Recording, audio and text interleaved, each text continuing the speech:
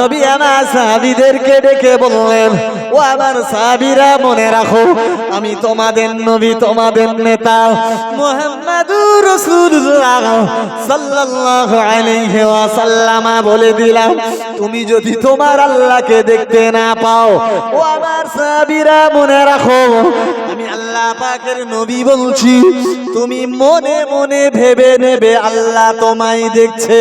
না না না, নামাজে দাঁড়িয়ে অন্য মনস্ক হবে না। তুমি নামাজে যখন দাঁড়াবে আল্লাহর ভয়ে দাঁড়িয়ে যাবে। ও বাবাজিরা ভাইরা, খুব গভীর ভাবে মাথায় রাখুন, আমার বক্তব্য উপলব্ধি করুন।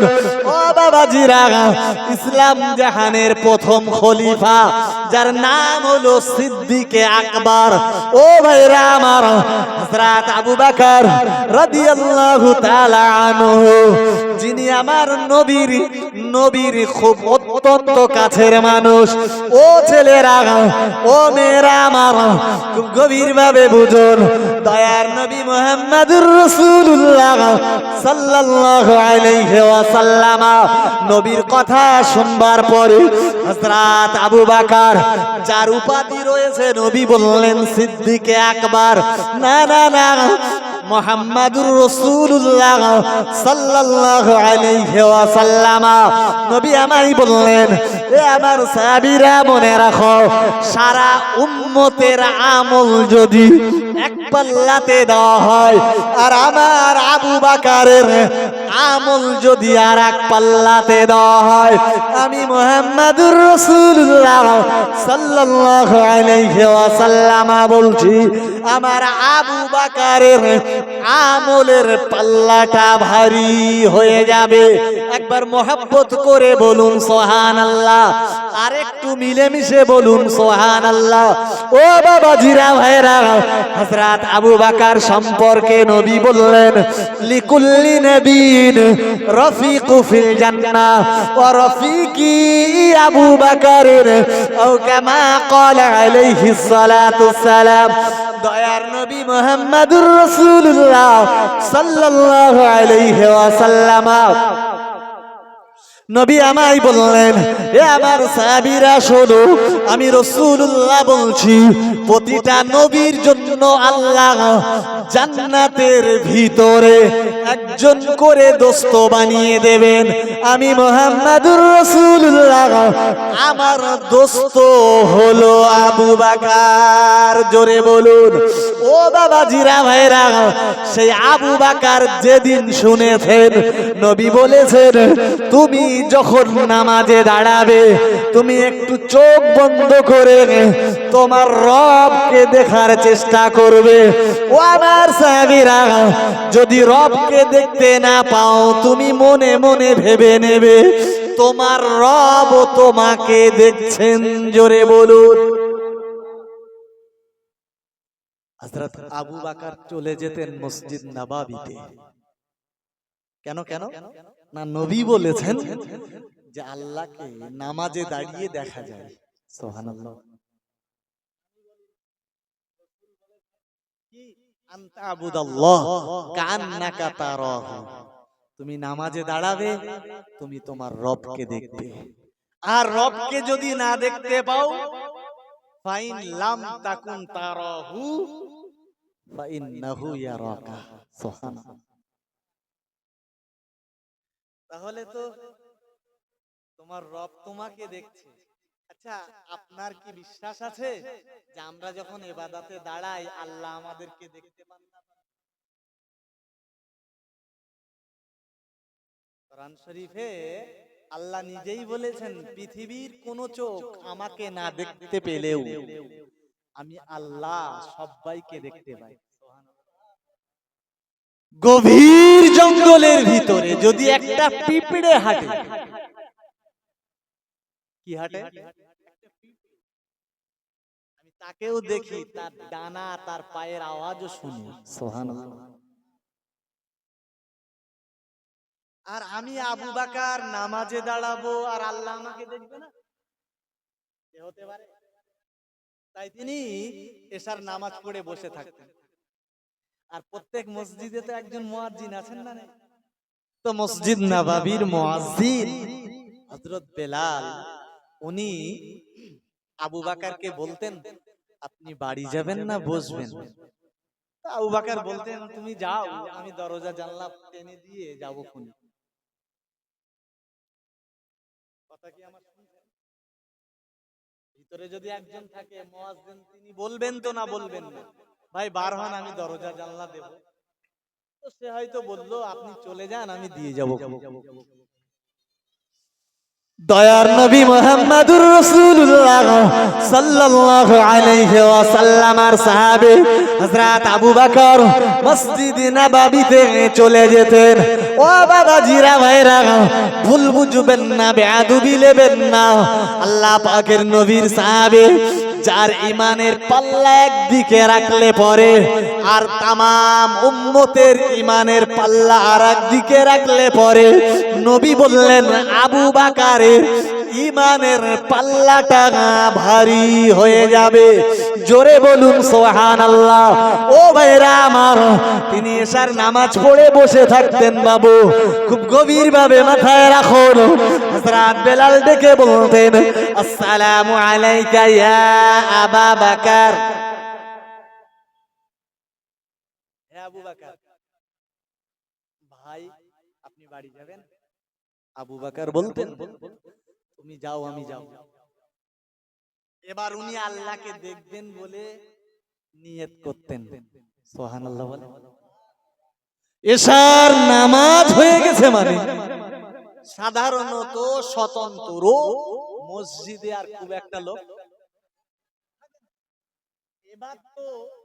এবার তো মসজিদ একেবারে জনশূন্য, তাই না?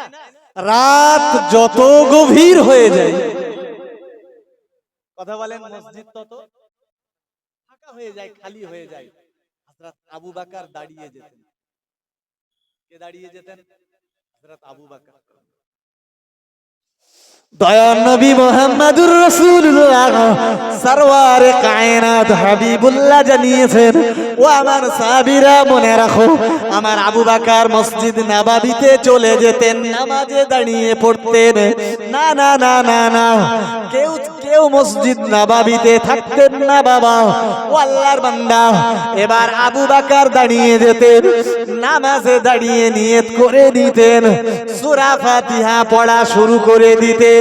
ও আল্লাহর বান্দা, নামাজে দাঁড়িয়ে আবু বকর রোনাজারি করতেন। ও বাবা জিরা ভাইরা, খুব গভীর ভাবে মাথায় রাখতে হবে, হযরত আবু বকর নামাজে দাঁড়িয়ে রোনাজারি করতেন। ও রব্বুল আলামিন, আল্লাহ আমি তো তোমায় দেখতে পেলাম না, আল্লাহ তুমি আমার নামাজকে কবুল করে নাও। আমি আবু বকর কাল কিয়ামতে মাঠে, ময়দানে মাশারে, হাসরের মাঠে লক্ষ কোটি মানুষের মাঝে আমাকে যদি দাঁড় করিয়ে দাও, ও রব্বুল আলামিন, আল্লাহ আমি আবু বকর, আমায় যদি ডেকে বলো ও আবু বকর দাঁড়িয়ে যাও, আমি আল্লাহ তোমার নামাজ কবুল করিনি। ও রব্বুল আলামিন, আমি বড় বেউজ্জতি হয়ে যাব। না না না, আমি আবু বকর, গোটা মক্কা মদিনার মানুষ ঘুমিয়ে পড়েছে। ও রব্বুল আলামিন, আল্লাহ আমি আবু বকর মদিনার মসজিদ নববী শরীফে দাঁড়িয়ে নামাজ পড়ছি। ও আমার আল্লাহ, তুমি আমার নামাজটাকে কবুল করে নাও। জোরে বলুন, আর একটু মহাব্বত করে বলুন। কে বলছেন? আবু বকর। আচ্ছা, তার কি এরকম করার দরকার ছিল? জান্নাতের ভিসা সর্বপ্রথম পেয়েছেন, ইসমুহু, তার নাম আবু বকর। সুবহানাল্লাহ বলেন। তিনি আশরায়ে মুবাশশারার প্রথম সাহাবী, যে 10 জন সাহাবীকে পৃথিবী থেকে জান্নাতের উপাধি এবং জান্নাতের টিকিট বিলি করা হয়েছে, তার ভিতরে একেবারে লিস্টের প্রথমে নাম কার? আবু বকর। মসজিদ নববীতে চলে যেতেন একদিনের জন্য না, ডেলি চলে যেতেন, নামাজে দাঁড়িয়ে কাঁদতেন। আমরা তো নামাজে দাঁড়াই, আমাদের চোখ দিয়ে পানি আসে না। আমরা নামাজে দাঁড়িয়ে আর হাসাহাসি করি। বিশ্বাস করেন, যদিও আপনাদের এখানে হয়তো হয় না, আমার কাছে মাঝে মাঝে ছেলেরা বলে যে আপনি তো থাকেন সামনে, আমরা থাকি পিছনে। এ ওর চিমটি কাটে, ও এর চিমটি কাটে, এ ওর জামা ধরি টানে, ও এর জামা ধরি।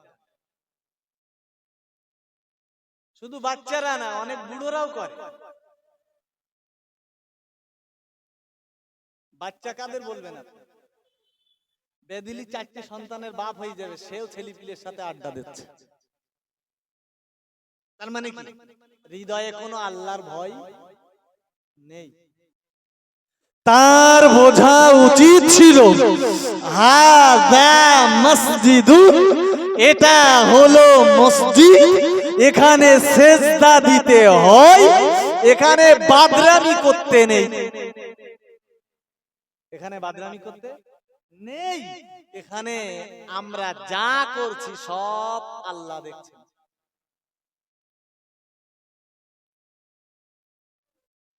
ও বাবাজিরা ভাইরা, খুব গভীর ভাবে মাথায় রাখুন, ভুল বুঝবেন না, বেয়াদবি নেবেন না। দয়ার নবী মুহাম্মদুর রাসূলুল্লাহ সাল্লাল্লাহু আলাইহি ওয়াসাল্লাম আর সাহাবী হযরত আবু বকর রাদিয়াল্লাহু তাআলা আনহু, তিনি রোনাজারি করতেন। ও বাবাজিরা ভাইরা, মসজিদ নববীর ভিতরে নামাজে দাঁড়িয়ে কান্নাকাটি করতেন। মসজিদ নববীর পাশে যাদের ঘর বাড়ি রয়েছে, মাঝে মাঝে তাদের ঘুম ভেঙে যেত। ও ভাইরা আমার, একটু দয়া করে বলবেন, গভীর রজনীতে আপনার মসজিদের ভিতরে কেউ যদি কান্নাকাটি করে, পাশে যাদের ঘর বাড়ি রয়েছে, রাতের অন্ধকারে তাদের মনের ভিতরে ভয় জন্মাবে না? জন্মাবে না? এত রাত্রি মসজিদে কাঁদে, তাও যে কোনো সুরে না, একেবারে হাউ মাউ করে কাঁদা যারে বলে। কিসের জন্য? দয়ার নবী মুহাম্মদুর রাসূলুল্লাহ হুজুরের উপরে যে কোরআন অবতীর্ণ হয়েছে। ও বাবাজিরা ভাইরা, খুব গভীর ভাবে মাথায় রাখুন, আল্লাহর ওই কোরআনের ভিতরে শুধু গল্প নয় গো বাবা, কিসসা কাহিনীতে ভরা নাই গো, বরং কোথাও আল্লাহ জান্নাতের সুসংবাদ দিয়েছেন, আবার কোথাও জাহান্নামের ভয় দেখিয়েছেন। ও বাবাজিরা ভাইরা, দয়ার নবী মুহাম্মদুর রাসূলুল্লাহ হুজুরের প্রাণ প্রিয় সাহাবী হযরত আবু বকর রাদিয়াল্লাহু তাআলা আনহু, হুজুর আমার কোরআন তেলাওয়াতে দাঁড়িয়ে, নামাজে দাঁড়িয়ে যখন কোরআন পড়তেন, হাদিস বিশারদরা লিখেছেন, তারিখের কিতাবে এসেছে। ও ভাইরা আমার, খুব গভীর ভাবে মাথায় রাখুন, হযরত আবু বকর যখন জাহান্নামের আয়াতগুলো তেলাওয়াত করতেন, না না না, আল্লাহর কঠিন জাহান্নামের ভয়ে হযরত আবু বকরের চক্ষু মোবারক দিয়ে পানি ঝরে যেত। জোরে বলুন সুবহানাল্লাহ। ও ভাইরা আমার, খুব গভীর ভাবে বুঝুন, ভুল বুঝবেন না, বেয়াদবি নেবেন না। আমি বিস্তার বিবরণ দেব না, না না না না না, আমি বিশদ বিশ্লেষণের অবকাশ পাবো না, কারণ আমার পরিওয়াজ নসিহত করবেন আমাদের সংগঠনের সুপ্রিমো জিরা ভাইরা। আমি আপনাদেরকে নিয়ে বলবো, এজন্য তারা নামাজে দাঁড়িয়েছে।